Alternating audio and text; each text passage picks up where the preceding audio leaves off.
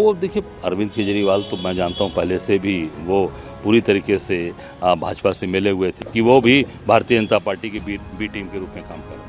अरविंद केजरीवाल पर बड़े और गंभीर आरोप लगाने वाले ये हैं यूपी कांग्रेस के अध्यक्ष अजय राय, जो सीधे सीधे आम आदमी पार्टी को बीजेपी की बी टीम तक बता रहे हैं।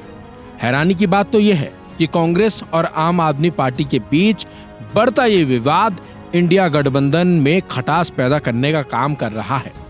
ऐसे में कहना गलत नहीं होगा कि लोकसभा चुनाव से पहले इंडिया गठबंधन को लेकर आपसी तालमेल की साफ कमी अब नजर आने भी लगी है। कांग्रेस और उसके सहयोगी दलों में लगातार तलवारें खिंचती हुई दिखाई भी दे रही हैं।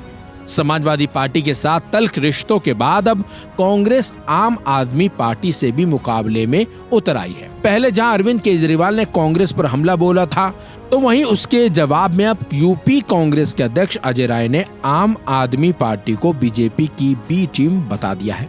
अजय राय ने कहा कि वो पहले से ही बीजेपी से मिले हुए हैं, यानी कि अरविंद केजरीवाल बीजेपी से पहले से ही मिले हुए हैं। ये आरोप अजय राय ने लगाए हैं। आपको बता दें, अरविंद केजरीवाल ने बीते दिनों कहा था कि बीजेपी और कांग्रेस एक ही तरह से काम करती हैं। केजरीवाल ने छत्तीसगढ़ के कवर्धा में कहा था कि दिल्ली में पहले दो पार्टियां थी और दोनों ने गदर मचा रखा था। दोनों में सेटिंग थी कि 5 साल तुम लूटो और 5 साल हम लूटेंगे। केजरीवाल के इन आरोपों पर पलटवार करते हुए यूपी कांग्रेस प्रेसिडेंट अजय राय ने कहा है कि अरविंद केजरीवाल को मैं जानता हूं, पहले से भी वो पूरी तरह से बीजेपी से मिले हुए थे। आइए आपको सुनाते हैं अजय राय ने अरविंद केजरीवाल पर क्या कुछ कहा। अब वो देखिए, अरविंद केजरीवाल तो मैं जानता हूँ पहले से भी वो पूरी तरीके से भाजपा से मिले हुए थे। जब 2014 में बनारस चुनाव लड़ने आए तो भी वो सेटिंग गेटिंग के तहत ही आए थे।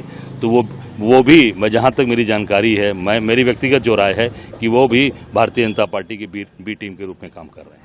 इससे पहले अजय राय और समाजवादी पार्टी के चीफ अखिलेश यादव की तकरार ने प्रदेश की राजनीति में तनाव बढ़ा दिया था। मध्य प्रदेश में सीट बंटवारे को लेकर हुए विवाद के बाद अखिलेश यादव ने तो यहां तक कह दिया था कि इंडिया गठबंधन के तहत लोकसभा चुनाव लड़ने के बारे में वो बाद में सोचेंगे। वहीं इधर कांग्रेस सपा के वोट बैंक में भी सेंधमारी करने में जुटी हुई है।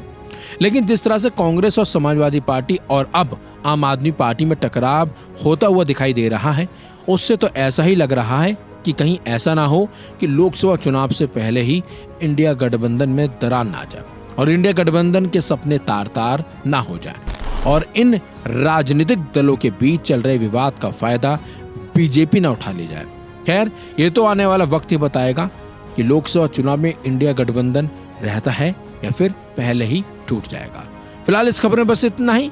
अपडेट्स के लिए बने रहिए वन इंडिया हिंदी के साथ।